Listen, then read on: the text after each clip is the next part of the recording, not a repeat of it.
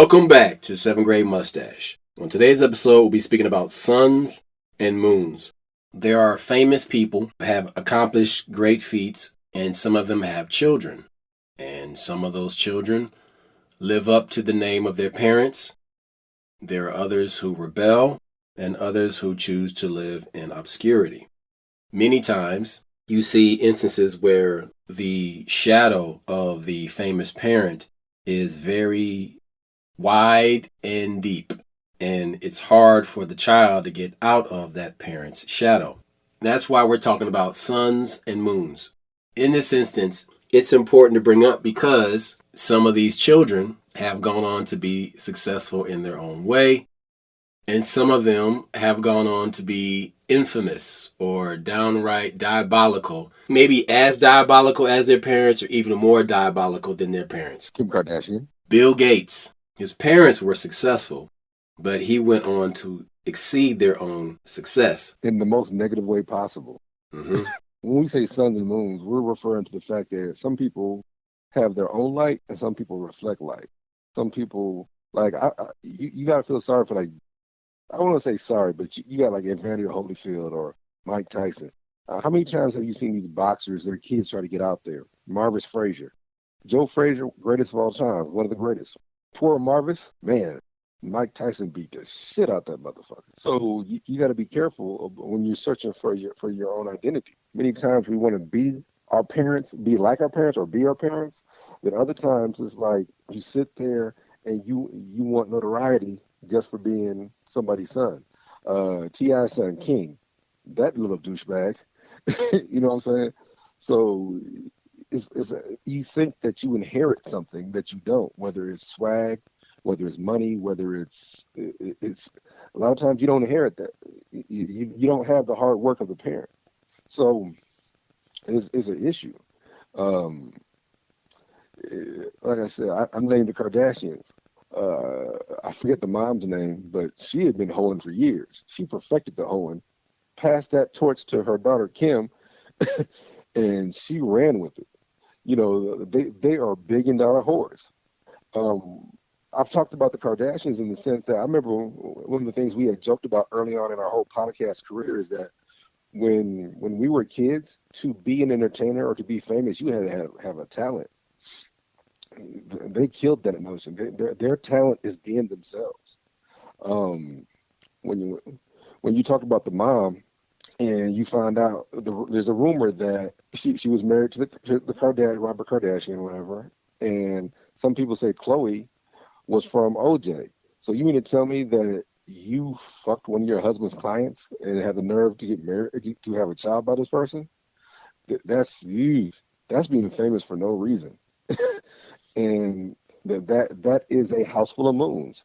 They all reflect other people's light, but their light is very bright, though. They literally steal other people's swag in every situation they get in. John D. Rockefeller is the guy that made the Rockefeller family name famous. Now, Yes. Their family migrated from Germany with the arrival of Johann Rockefeller. Johann Peter Rockefeller came from Rhineland to Philadelphia around 1723. He became a plantation owner and landowner in Somerville and Amwell, New Jersey. And one of the first members of the Rockefeller family that was a businessman was William Rockefeller Sr.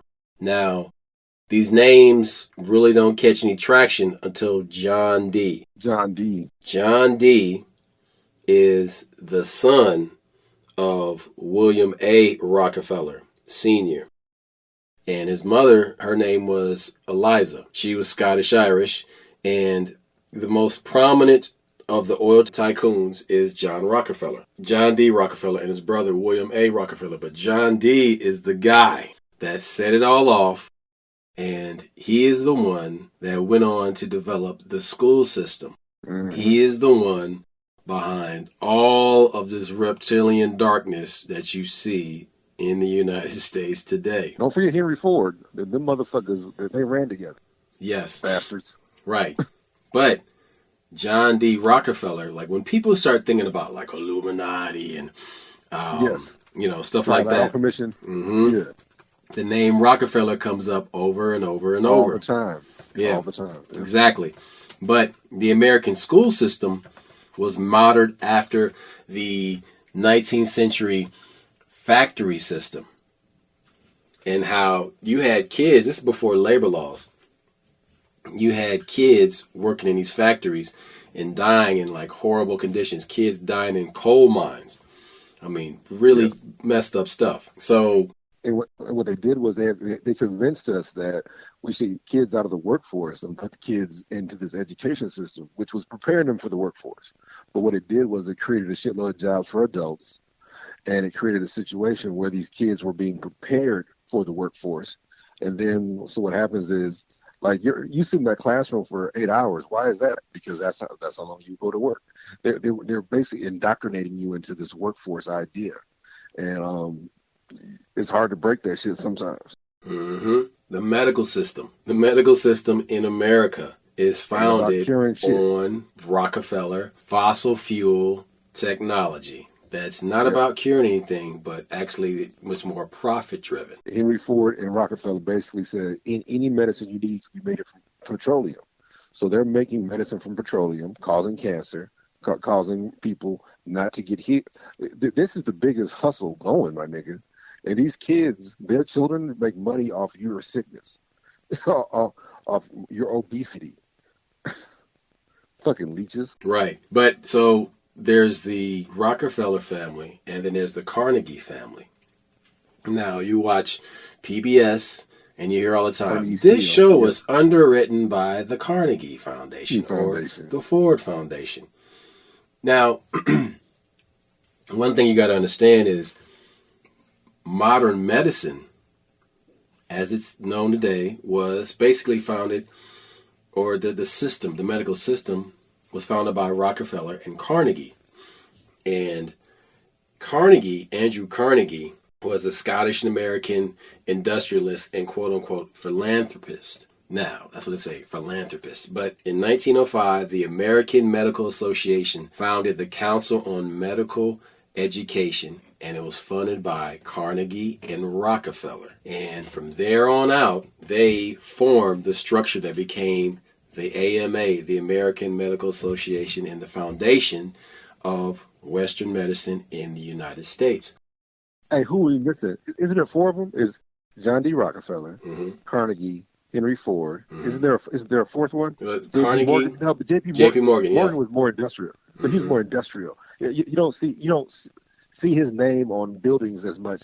Like basically, if you're in the medical field and you want money, you get funding from one of these guys, one of these foundations, I should say. Excuse me.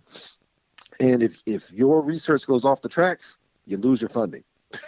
if you say one thing out of step, like, hey, I'm about to cure cancer with these vibrations, man, you get discredited. They vibrate you the fuck up out of there. Out that building, right? Yeah. You can vibrate. And this is a prime example. These are SUNS. These are people that got their own light. And what they did was they made perpetual light. They literally changed society to suit their needs and made everybody a part of this hustle. These guys made it so that if you want to be in this field, that you got to suck their dignity. You got to kneel. You got to kneel and kiss the ring. And they do this shit is by creating associations. You know, we joke about the American Dental Association, but you don't know any dentists in that motherfucker. Okay, so you got to understand the backstory of what's going on, because when these guys came over here and they started basically making money from oil and steel and the railroad, they were taking advantage of a country that had been taken away from Native Americans. They were using African labor to build the cities around them, and these new territories, exactly. So people think, oh, well, black people is just in the South. No, black people were all over this country, but you get tricked into thinking that I was using this, I was talking with duct tape earlier, and I use this analogy. These condescending and racist, bigoted white people, they'll drive around the city, any modern city, and they drive to downtown to go to the poorest areas, and they see like a bunch of poor black people walking, and be like, look, them niggas ain't got no car. They're never going to rise above that. They'll always be on the bus. They'll never get anywhere. That's to extrapolate that mentality further back into time. To history. And to history. And people tend to think, oh, well, you know, there's no way they could have gotten to America. They don't have any way to prove that they came here. Or they don't have the means. They don't have the mental capacity to undergo such an undertaking. The human will is incredibly strong. And not only that, is that there's greater achievements in African history. And the problem is that a lot of it was written on papyrus or some type of scroll, and a good majority of the history was saved by griots, storytellers. So it's hard to find stuff in tablet and stone like the Egyptians did or the Mesopotamians did. So therefore, people get this mentality that history, and the achievements in history are Eurocentric. And Africans didn't do anything but sit under a baobab tree and just chill out. Well, that is not the case. But I think one of the most powerful things that white people have done is control media. When I say white people, I mean Jews, white, whatever. And one of the things that you notice, I'm going to give a prime example of the Civil War.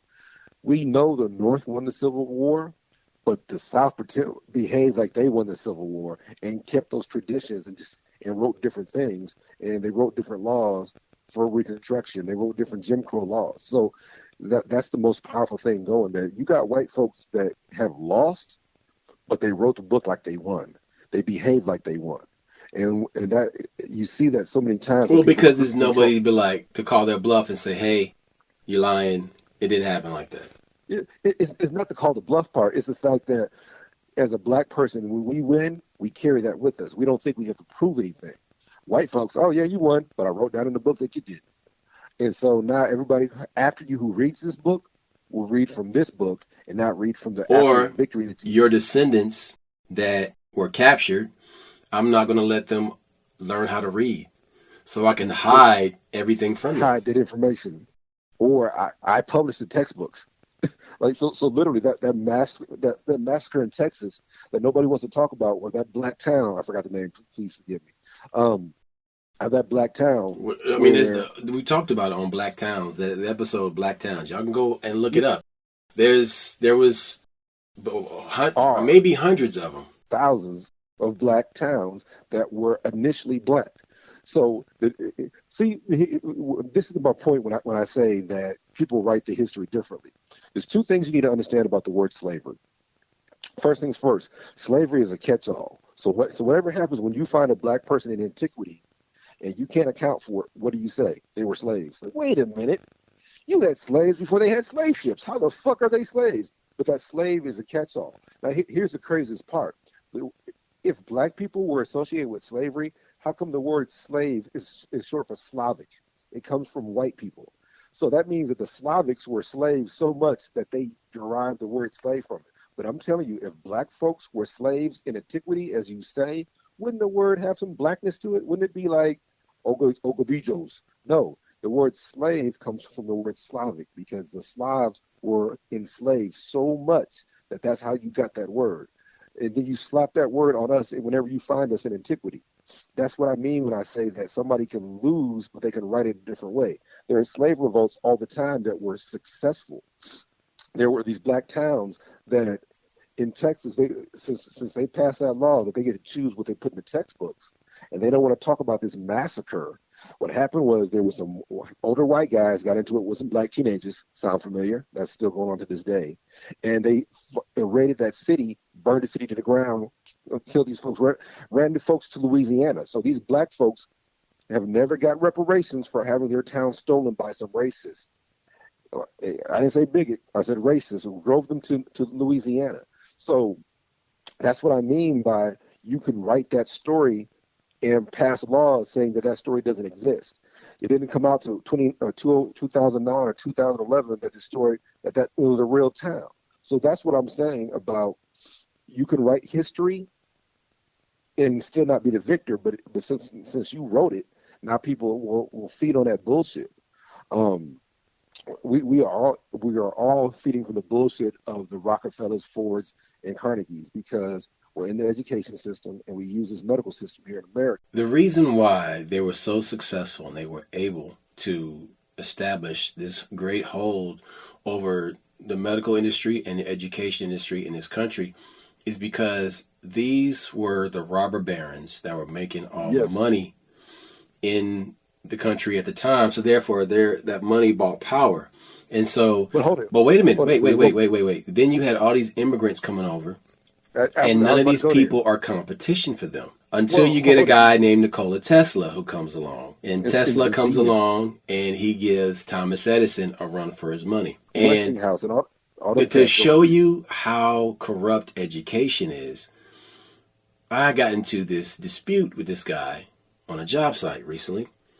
And he was telling me, I said, E equals MC is a mathematical equation, a formula that works for the 18th, 19th, and 20th century. It doesn't work for the 21st century. And I said, it's okay, but it's outdated. He's like, well, it's the reason we have electricity. I said, no, it's not. No.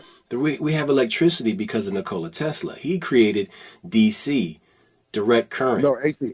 Hey, he did AC. No. AC, alternating current is him because direct current was a failure. And you got to remember, Thomas Edison, we didn't have enough electrical wire to do direct current the way he wanted. AC is brilliant. And if it wasn't for fucking Nikola Tesla... Yeah, you're right. Yeah, because of Nikola Tesla created the AC, alternating current, and Thomas Edison created direct current. Up until that point, these guys had no competition. And so my whole point I'm making is that the fact that they ran roughshod over this country and built it up in their image and told the stories that they wanted to tell. So then they're like, look, we're these rich people and we ain't got nobody to hang with. So we need to build this country up. And so we're going to take these peasants and give them jobs and educate them in our way of thinking and have them practicing medicine in our way. And so that's how you get this military industrial complex, because these people created, it's a huge cult. It was a cult that was created by Rockefeller, Carnegie, Ford, J.P. Morgan Chase. Roscoe, look, you got too deep on them. Let me bring it home. First things first, when them people came here, they were poor too. So when they got here, they came from an oppressive society. So when they get over here, get off the Native Americans, they gave them a blank slate. So instead of them being workers, they said, look, I'm coming from an oppressive situation. I learned my lessons from these royalty motherfuckers. I'm going to do that shit over here. So they come over here and start doing this shit. So when these immigrants come over, it's already in a situation that they're familiar with, number one. So they start working in this situation, not trying to change it, but being part of it. That's the hustle. Then you said some other deep shit when it comes to writing these books and changing it. So when we were kids, who did you learn about when it came to electricity? You learned about Thomas Edison. You didn't learn about Nikola Tesla in grade school, did we? We learned about Nikola Tesla when we got to high school and became adults. That's what I mean when I say white folks write it as if they won it. We know who won the battle of electricity. Was it Thomas Edison or was it Nikola Tesla? Well, whose name do you see in the history books? You see Thomas Edison everywhere. Because he took the credit for it up until like the past 30 years. We were told when we were kids, Thomas Edison invented the light bulb. But if you're a black kid, we know that Thomas Edison stole the light bulb from a black man who used paper as a filament in it. I forgot his name, please forgive me. We learned that shit when we were like 7, 8 years old. So that's why when you're a black child, you know that there's a veil over what's really going on. We learned about the black dude that invented the light bulb. But you're told in grade school, Thomas Edison invented the light bulb. And that's what I mean when I say white folks have the ability to write history as if they won it when they didn't win. We learned about Nikola Tesla because of the Philadelphia Project? You learn about him because of the Philadelphia Project, where they took his generators and made ships disappear. You learn about him on, here's how they discredit Nikola Tesla. You learn about him on the freaky alien shit, on UFO shit. That's how you learn about Nikola Tesla. But you don't learn about Nikola Tesla when you're sitting there in grade school using direct current with the light And the film projector. And the reason why is because being a mad scientist doesn't make money. And it doesn't fall in line with the indoctrination, cult type of cult of personality, cult brainwashing that you get from the military industrial complex that was eventually created by J.P. Morgan, Rockefeller, Carnegie, and Ford. Here's the other deep part. So they even learned that shit in Germany. So during the First World War, this is before World War II. We're not talking about Hitler, we're talking before that, when Germany kind of tried to do the shit again. And so they grabbed these 18-year-olds, these 17-year-olds, 16, and put them in the military. These niggas didn't want to follow instructions. And so they were like, nah, we ain't marching. So that's when they learned, like, hey, if you want to indoctrinate somebody, you got to start earlier. So that's what these guys learned from these foreign militaries. Like, hey, if you want to get a hold of these kids, you got to get a hold of them when they're 5, 6, 7, 8, 9, 10. And then they'll be malleable when they get to 16, 17, 18, and 19. And they'll march for you. They'll go to war and kill people for you and do whatever the fuck you want. They learn that shit. So that's why that education system is part of the military industrial complex that Roscoe is telling you, because they needed warriors. They needed people that wouldn't question them. And the only way you get that is by indoctrinating them much earlier. Like I said, the reason we're saying this is because you don't realize that these. How about this? Well, now, whenever you hear Rockefeller, you hear like David Rockefeller. You hear the kids. You hear the great grandkids. And these motherfuckers ain't doing nothing but snorting cocaine, running around not doing shit.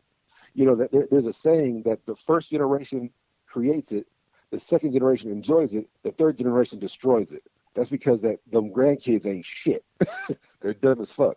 Now, sometimes you're wrong. That there are aberrations to that where the third generation partakes in it. But even if they partake in it, that means that they're an evil dictating motherfucker. That they're a fucking evil motherfucker too. But this is the situation that these people worked hard to create a fucked up society, run everything. But now you see these grandkids, these great grandkids. Or you see it when you look at the Prescott Bushes. You look at the Prescott Bush. Now, park it right there. Let's not forget about that nigga. So, let's not forget about that Prescott Bush was an American banker and politician who represented Connecticut in the United States Senate from 1952 to 1963. He was born in Columbus, Ohio, and was a member of Skull and Bones Secret Society at Yale University. He is the father of President George H.W. Bush, and he is the grandfather of George W. Bush. This guy is the father and grandfather of two presidents. And now, which Bush is the one that had the German money that was basically Prescott Bush? I thought it was a great. Hey, forgive me, I get them mixed up. But that tells you. So are these Nazis really that bad, or they're that bad, but we still did business with them? Oh no, they're pieces of shit. But all it tells you is that Prescott Bush was a piece of shit. And again, those kids have benefited from whatever Prescott did. The children and grandchildren have benefited from that. Well, but see, the thing is, Prescott was sympathetic to the Nazi cause, and the documents reveal that he worked for a firm called Brown Brothers Harriman, which we talked about on the show, acted as a U.S. base for German industrialist Fritz Thyssen. Now, that last name, where do you hear that last name today? Well, if you go into any office building, you will see ThyssenKrupp. If you ride around any major metropolitan city and you pay attention to these work trucks that say ThyssenKrupp, Thyssen, they make elevators. So he was giving out contracts to ThyssenKrupp and helping this guy to get all these contracts in these skyscrapers to build the elevators. There's not a lot of elevator companies, actually. There's only like a handful of them. It's like 5 or 6. It was a handful. Exactly. On the same token, look. We're trying to tell you that you got some diabolical people that have created a model that is still in place today, and you see. This but it's diabolical because it gets even more diabolical. If the shit that he was doing helping out the Nazis wasn't enough, his son H.W. was present at the day JFK was assassinated, and then the guy went on to become the head of the CIA right Hey, before he became the president. And he stepped vice down from the president, then CIA so president. he could become president, so that he could then further the military industrial complex's causes around the world for They gods, create for wars. gods, They create guns, wars. oil, drugs, sex trafficking, gods. Oh my God, that's craziness. Hmm. Um, Look, when we sit here and say that we're talking about, like I said, the Kardashians. I give an example. I forget the mom's name. I want to say Carrie, but that's not her name. The mom literally married into wealth, was just a pretty lady, fucked around, never got disciplined for it, never got in trouble for it. Then she passed it on to her daughters. And if it wasn't for Kim, you remember Kim had married that one black dude first that was like some kind of producer for Hollywood. Then she had a sex tape with Ray J. Then she was fucking with Nick Cannon. Then she was fucking with somebody else, fucking with a basketball player, and she was fucking with Kanye. And so that's what I mean when I say she's a moon. She doesn't have her own light, but she burns bright because she attached herself to very successful She people and reflects moved the them light of other of others. radiant people. People, yes, but she's bright though because now that is a family of moons. Those are all Yeah, women running that family. That's exactly. And all they do is they find their own constellation and they get into that little mini solar reflect. system and they just reflect the light off of there and they look like, oh, well, I'm the one doing everything. You're not doing Yeah, shit. You're just benefiting they from look fucking bright, people. but they're not. They're not at all. And now the thing that they've done is have kids by important people. That's what that sounds like some fucked up shit. But Kim got Kanye's kids, so she's always going to be in the light now. And she learned that from her mother. Her mother had kids by a famous lawyer, then had a kid by OJ, and then had a kid by Jenner, who was two of the greatest athletes of all time. So she was able to further her agenda by having those kids, by having kids by important people. So Yeah, but see, that let's just also works in the reverse because those are they're not Jewish women, but if you say, as you said, your mother's Jewish, then you're considered Jewish, which is how a lot of these white-looking Jewish actors in Hollywood pass. Yep. they pass and they get these roles because their mom is Jewish, therefore they're Jewish, But you, and like I that said, buys them we don't. currency in Israel. That's some deep shit because here's the issue that nobody wants to understand is that they'll have a different last name, but behind closed doors, they doing the handshakes. They're wearing the yarmulkes and all. They're doing shit behind closed doors to represent like, hey, I'm this. Oh yeah, come on in. So, but like I said, that's what I mean when these people don't have their own light. They're moons. They're reflecting the light of others. They create situations where they look bright because they have wealth, but really that wealth was obtained because of their social But ties. but Because of, people in their families pass on their belief systems, and yes, that's they deep. and you know some of these are good belief systems, and some of these are dark arts. For example, Prescott Bush and some of his college buddies dug up the bones of Apache Of chief Geronimo. a Native American, yes, They stole his skull and one of his femur bones, and this and will is not give it back used either. for a magic ceremony. Ceremony. And the messed up part is when they pretended to return the bones to the Mm, Apaches, family, it was a they never skeleton of a did. child. That's sick. Where did that child come from? But Exactly. I'm gonna give you an example of when we're talking about companies and different shit, and this is something that pops up now. So let's talk about Bayer aspirin. We grew up on Bayer aspirin, right? German company. What did they do during World War II? They made heroin. They also made that damn gas they were killing the Jewish people with. So the reason they call heroin is because it made you feel like a hero. That's how strong that shit was. That's what they was doing, that kind of shit. Now, fast forward to now, they're making aspirin. Fast forward to even now, they bought what company? Monsanto. The reason they bought Monsanto is because the name Monsanto is so dirty now. They're like, look, we're about to, let's buy Monsanto. Let's attach it to this because Monsanto is killing folks. Shit causes cancer all day. Glyphosate, all that bullshit. So these motherfuckers, all these modern companies have such ties to these Nazis and Germans that are so bad that but they still have those ties. These multinational corporations, they don't have a home base. They don't have a home country. Their home is wherever the money is, and they do these dastardly shit, killing people off by accident. We talk about appeal. We talk about all these different food organizations. We talk about it's illegal to have a fucking garden. Uh, Look, this is some crazy shit these people are doing, and it's because they got that model from America. So you first get here, you can set up whatever you want, and if you got enough money, you can lobby these fucking government agencies. You can lobby these congressmen and senators to pass whatever law you want if you got enough money. Once you pass those laws, and these people are stuck with that shit. They're stuck with this fucked up health care. Like one of the biggest things that came out from the 1950s, they were talking about health care for everybody. Well, back in the day, that they assessed in the 1800s that if they wanted to get rid of niggas, get rid of black folks, we'll just not give them access to health care.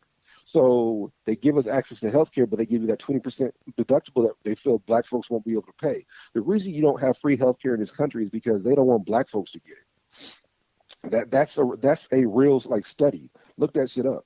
So then you realize that we are dealing with outdated, racist ass rules or doctrines, and that shit won't go anywhere.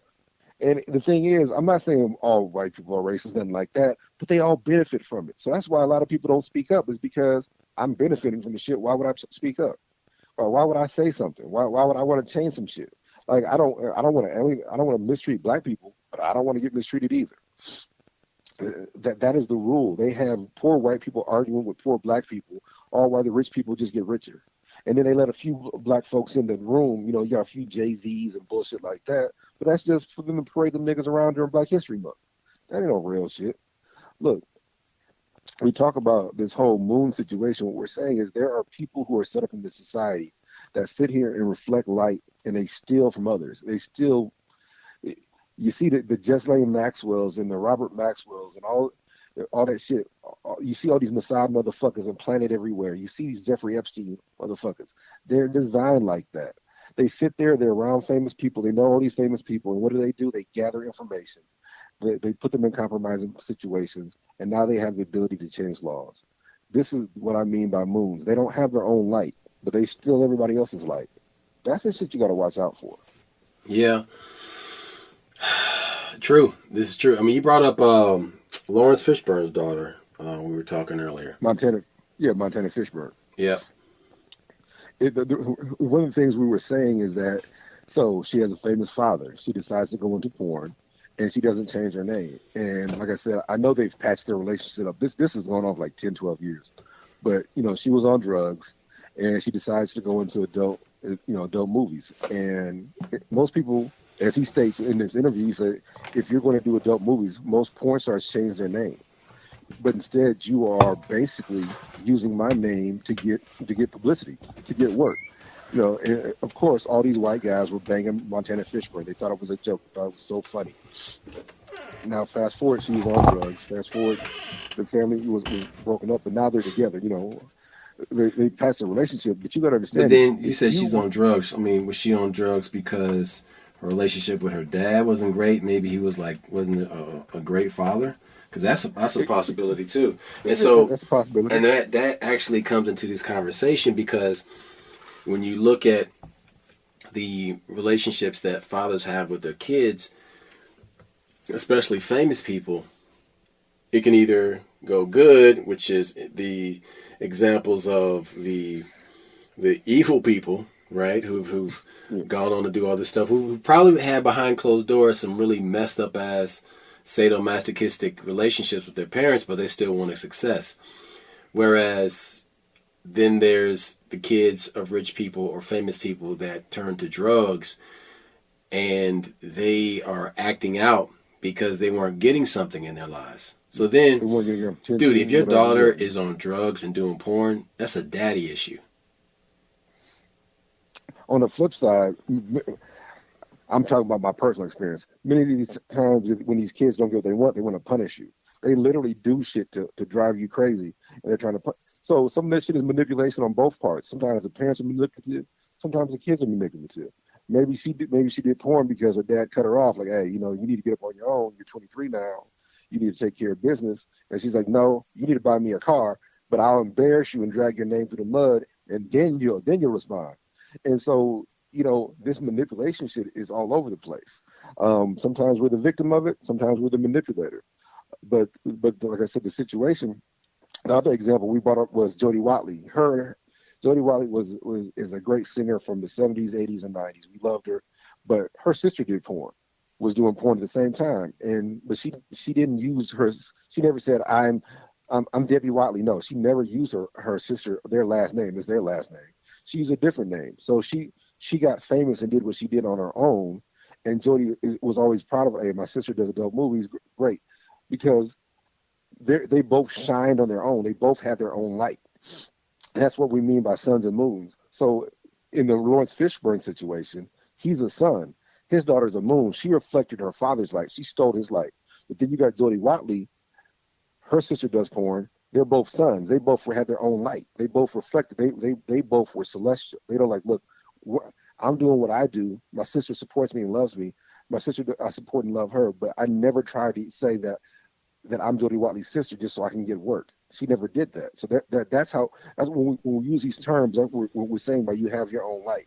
Having your own light means you have your own direction. Exactly. Then you have these actors who have kids, like Lawrence Fishburne, and it actually goes okay. Like, for example, the guy John from Chips, the white dude from Chips, his son, the actor's name is Robert Pine, but Chris Pine is his son, Captain Kirk, the new Captain Kirk. And and then you have the weird ass situation of Angelina Jolie, who's the son of John Voight. Daughter.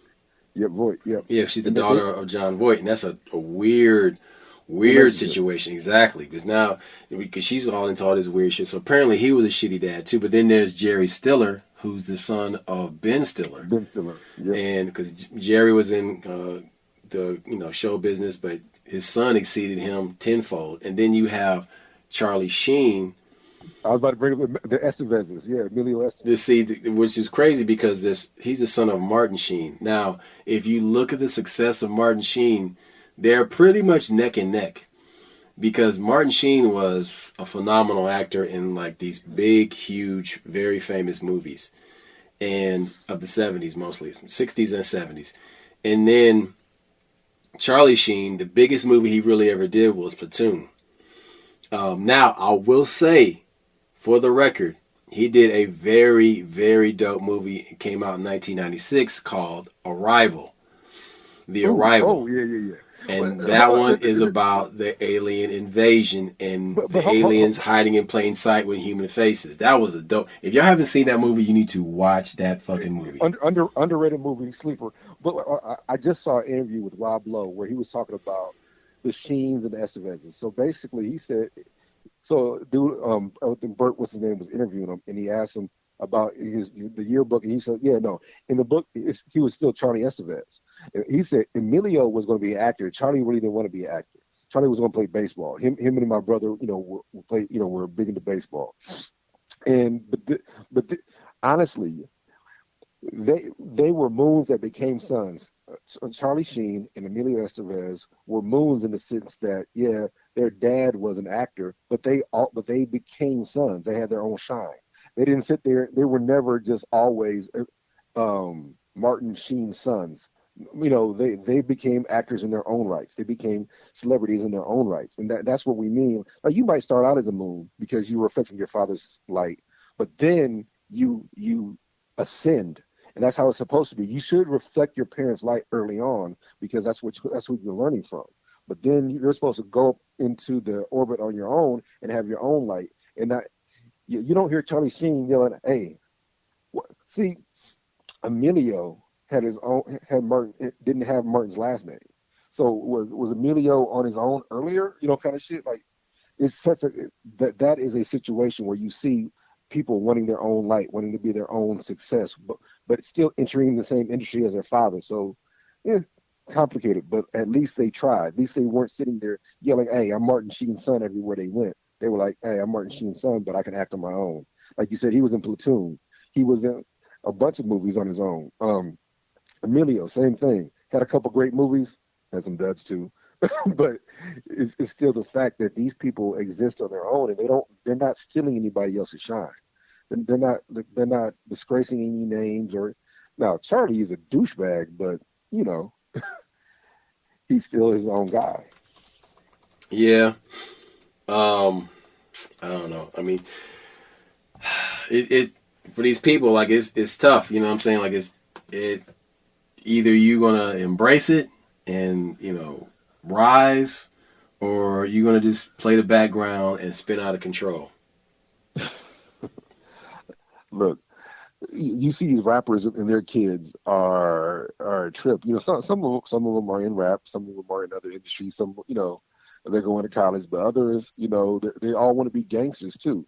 They all want to be this pretend shit. Y'all need to be careful about this gangster shit because once you pick it up, you can't really put it down. You'll fuck around and go into a situation where I got to be hard. I got to prove myself. I got to show that I'm a badass. Not every situation calls for that, dude. But you seen the movie Get Out, right? Well, the white girl that he's dating in Get Out is the daughter of the NBC anchor Brian Williams. No shit. Yep. Yeah, I was watching that the other night. And then you got Ice Cube's son. Now, he really hasn't exceeded his dad, but he's doing okay. He's doing doing his thing. He's doing his thing. Yeah, but see, here's the argument I had with somebody. So when Straight Outta Compton came out, O'Shea played his father, and somebody said when he had auditioned for that role, that nigga did not have to audition for that role. No. Well, Q said that he wanted his son to play it. Yeah. Actually, no. Well, Q said he did audition. And he said he went out, when he went to audition, there was a bunch of dudes in Jerry curl with Jerry curl wigs on looking like him and shit. But he said that he had to get some acting classes for his son, to make sure that he could like hold his own against these other dudes who weren't the son of famous people and they were actors. But that's him preparing his son for hey, look, kid, this is going to be harder than you think. You got to learn role. You got to learn dialogue. You got to be able to act. You got to be able to show emotion. So Cube, knowing that what it takes to be an actor, he gave that to his kid. He gave his kid a decent start. Look, I remember he was in The Mandalorian. He was in. Yep, he was. Yeah, so I'm proud of O'Shea Jackson Jr. Whatever. I'm glad you're doing that shit. But again, has he surpassed his dad? Not quite. But maybe he will one day. Yeah, but he's living on the Jackson last name just a little bit. Not in a negative way. Not where like I'm Ice Cube's son, motherfucker. You got to get me in. No, but he's like, hey, I'm Ice Cube's son. But look, he has credits, and he can do some decent acting. In Den of Thieves, I wasn't impressed with what he did, but he's a decent actor. But getting back to what we're saying is that there are a lot of the okay. Let me say it like this. So a lot of people are actually getting on and getting these big roles in these films because they're the child of somebody famous. And what's crazy is that a lot of people you see in the movie industry, probably about 80% of them have either started doing it as a child actor or they're related to somebody famous. Yep. And even people you don't expect it. I was looking at we talked about this one time. I'm looking at IMDb and I was looking at Ice-T. So I'm thinking that his first role was something. Colors. Yeah. No, that nigga was like in Fame. No. Back in the day. No, he was in Fame. He was in Beat Street. Yeah. But like, yeah, breaking, you know what I'm saying? But the thing is that like he started, but see, nobody gave him like nobody famous, you know what I'm saying, put him on. Like he actually went in through the door and did it himself. You're talking about street cred. Yeah. I was simply saying that I thought he started out as a rapper. He did not start out as a rapper. If you look at his IMDb, it goes back years. He had a couple acting roles before he was a rapper. Now, true enough, don't ever get it twisted. We know him as a rapper. That's why he got some of them big roles, Ricochet, all that shit when we were in high school. But what I was referring to, the fact that he had acting creds on his IMDb back when he was a kid. So this goes back to what you were saying. A lot of these motherfucking actors started out as kids. commercials, local TV shows, walk-in parts in movies, shit like that. And so, there were a lot more people that were acting before, I realized it, just because, I didn't know. But, you know, back to what you're saying is that some of these people are real acting chops. Some of these people, but Hollywood is a very close-knit group. And them motherfuckers, either you start out as a child actor or you get a lot of pub because you're related to somebody, or of course a casting couch, which is sick. But it's a very closed society. Even though we all see it, we're not a part of it. There's a bunch of insiders, that kind of shit. Right. Exactly. But then, so what winds up happening is that these traditions that are started, some of these dark traditions that are started, keep going.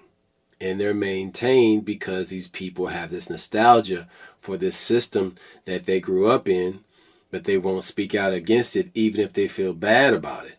Because what's funny is that when you look at the whistleblowers in whether it's cinema, television, or even the military-industrial complex, the people that are the whistleblowers are the new people. When you look at the whistleblowers, they're never people that are established and their career is built because their parents were involved and, they were born into it. Mm-hmm. Yeah. You see that shit all the time. How about this? One of the biggest jokes me and you said back in the day, this was when steroids was big in baseball. How about the only motherfuckers that ever admit they used steroids were the ones that failed? Like Giambi and all those guys. So you got Mark McGuire, Barry Bonds, Sammy Sosa. Them motherfuckers, we never used steroids. Everybody else, man, I used them. It didn't work. The only reason y'all admit this shit. Hey, do you think Bo Jackson was on steroids even a little bit? No, not at all. I think that nigga's natural as fuck. Because if you look at Bo, you don't see even with Bo, he worked out later on in life, but you don't see he's not etched. You don't see any Bo, his feet, hold it, how about this? Maybe he was, I'm just a stupid, lover of football, baseball, and sports. But he was doing legendary shit back when he was younger, back when he was a kid. And those feet all just kept getting bigger and bigger. I don't think so, but if you know some shit, let me know. But I just don't think so. He was too legendary. The shit he was doing before.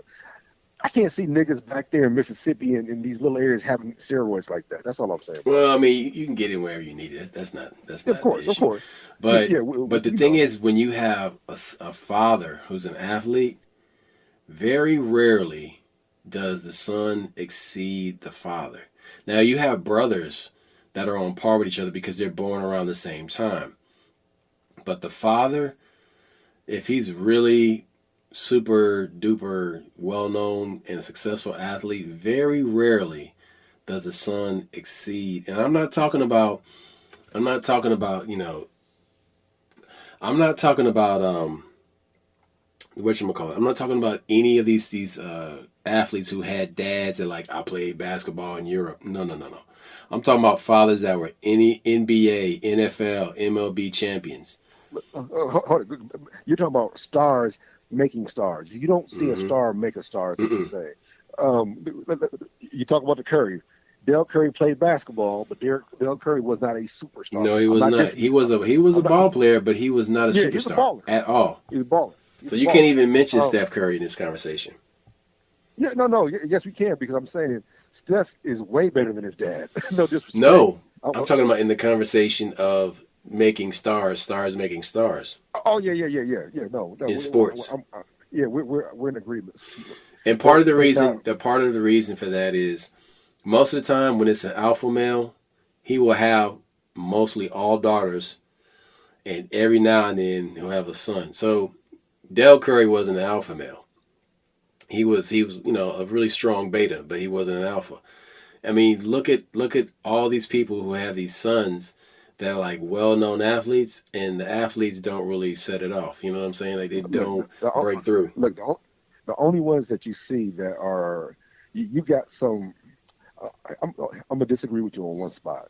I think the biggest issue that happens is that the kid had it too good. See, a lot of these people were broke. Yep. And that's why they worked so hard. Yep. Now, let's talk about the white folks. A lot of these white folks actually came from good parents, but they worked hard. Like I give you an example of here's a weird. But here's the thing. But their situation is different because they're being ambitious on a different type of Yes, playing field. yes, yeah. I'm agreeing with you completely. They're ambitious for different reasons. When you're broke, you're being ambitious because you're trying to advance yourself. The other ones are ambitious because they learned very early. You work really hard, blah blah blah, work your way up. But look at Colin Kaepernick. Here's an example. He's adopted by white folks. They had him playing football, have him doing sports. He's a good athlete. So was his athleticism natural, or was it because they had him in the right sports and the right coaches? You know, there's a perfect storm of stuff that has to take place for these motherfuckers. Okay, but here's the thing, though. Check this out. Where did the money from Tulsa go? Because I want to know what happened to the people that had made money in Tulsa and either they left or they went underground or they were afraid or whatever. Where did they go with their wealth? Because there was wealth generated by Tulsa. Where did those black people go? I can talk about that because I went to school down there. These motherfuckers, so many of them, there's a black school in Oklahoma called Langston. So I went to school with a lot of these guys from Tulsa. They got money still. They're doing pretty well. It's just the fact that they never went back to that level of where we had a whole society that was all black everything. But Oklahoma was going to be a black state. It was called Lincoln Territory. So there's a lot of black history in Oklahoma that a lot of folks outside of Oklahoma or outside the South don't know. But I'll give an example. My best friend that passed. You hear me? Dude, hold on a second. Before you even get into that. So Langston was originally called Oklahoma Colored Agricultural and Normal University, founded in 1897. So, land grant comment. Listen, so some of these people that founded Langston were part of the Black Wall Street in Tulsa. Yeah. Oh, definitely. Oh, yeah. My best friend that died, his name is Daddy. I talk about him from time to time. His father worked for Lockheed Martin in Tulsa. There's a lot of black folks in Tulsa that are doing very well, still doing very well. Now that's the problem, is that their kids are dumb as fuck. I went to college. I'm gonna give an example of a conversation I had with a young lady from Tulsa. So the night before, me and Day find out Eldridge Cleaver is in Oklahoma, but he's at OU. He's at the University of Oklahoma. He's not at Langston. University of Oklahoma is literally 60, 70 miles away. We had no money. This is how bad it was. So I went and donated plasma, took that 40, 50 bucks, and we drove to see Eldridge Cleaver. We go see him. He sits after, and as you know, there's not a lot of black Damn, you donated plasma to go see Eldridge Cleaver? This is a real story. This is not a story. This is my real life. So, because we were broke, we're kind of, so, and here's the bad, he couldn't give plasma. His veins were too small. So I did it. So we jump in the car. I had a little Sentra because we just talked about it. We jump in the Sentra and we drive to Norman, Oklahoma. We don't know our way around, but we like, hey, where's Eldridge Cleaver? And they literally point us to this assembly. We get there. It's like 4 black people, and that's including us. So it's 4 black people in the whole thing, and nothing but white folks. And he's talking. He talks about everything. Eldridge talks about OJ. He said, look, the NFL is funded by drugs. A lot of these teams, they give these big contracts, and they, teams like Dillon, he's just talking about everything. He talking about. You say drugs, you talking about pharmaceuticals? You talking about street drugs? Street drugs. He's talking about. He said because he gave the example of OJ. A lot of these motherfuckers are on drugs, but they were also selling drugs. We talked about everything. So at the end of it, instead of him leaving, he sat down with me and Day and kicked it. I have an autographed copy of Soul on Ice. He signed it to Renix, with love. I got all that shit. So, well, that's not the point of the story. So the next day, we're back on campus. Me and Data are talking. She's like, man, that was a great experience. Blah blah blah. This nigga really kicked it. Black Panther, motherfucker. And so I'm in class, and this black chick was saying something to me. I said, hey, you wouldn't believe who I met yesterday. I met Eldridge Cleaver. She's like, I'm from Tulsa. I don't know who that is. I'm like, you said nothing, but you said something in the same. You basically said that I don't know shit, but because I'm from Tulsa, it's okay. She literally mocked us because I don't know who that is. I'm like, let me get this straight. Wow, that's Because such a layered, sunken move statement. you get it. So you get That's it. a sunken place She statement. she said nothing and said everything. What you said has no value, but it completely explained to me the situation. Instead of you being like, hey, I don't know who that is. Who's that?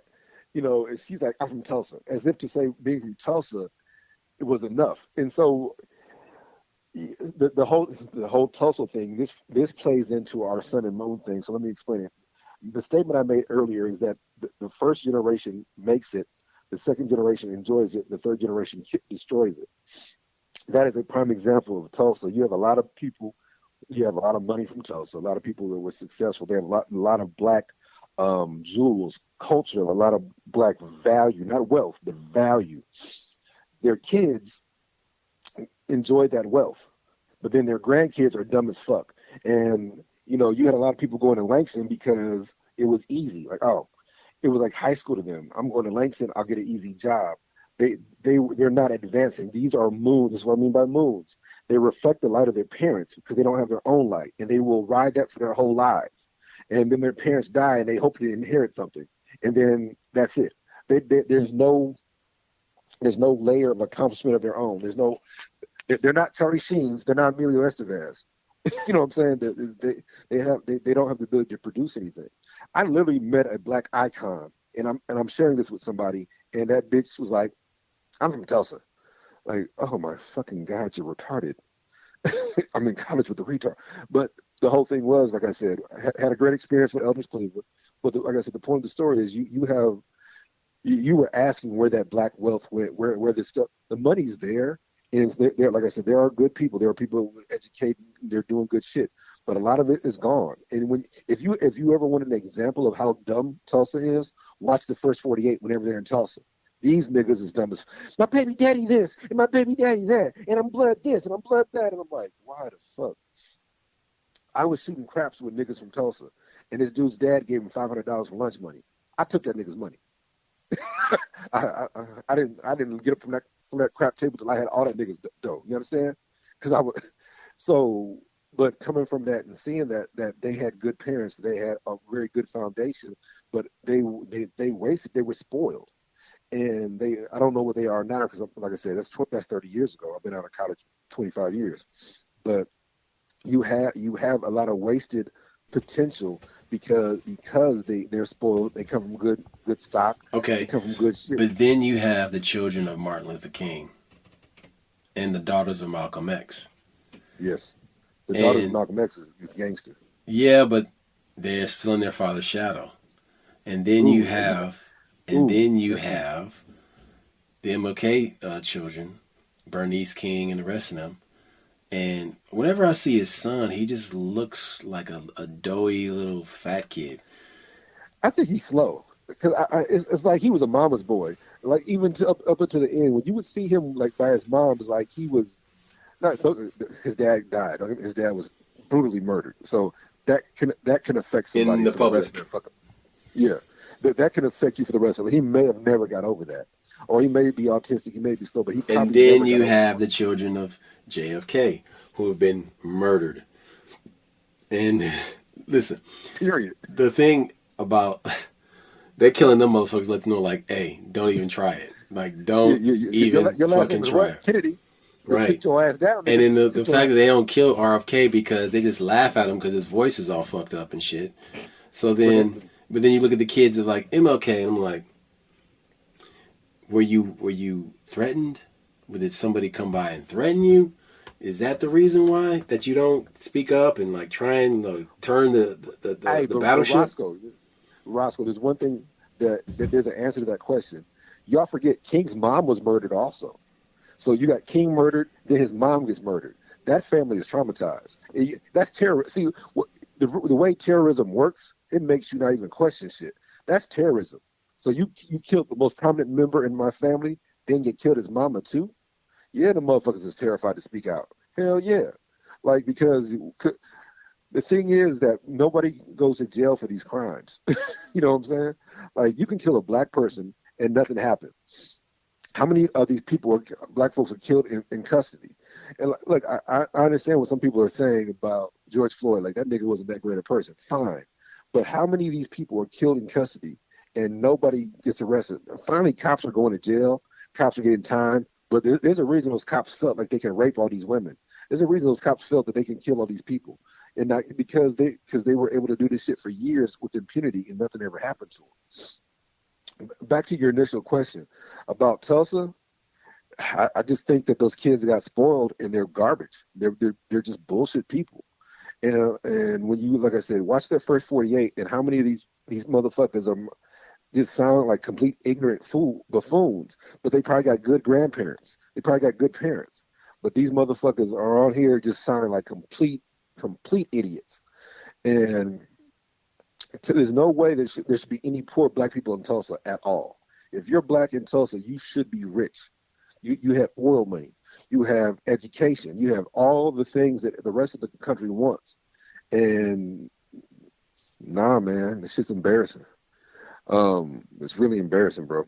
It's a lot to think about because it comes down to the dynamic of parents and their children, and that whole internal dialogue and what happens beyond the home life.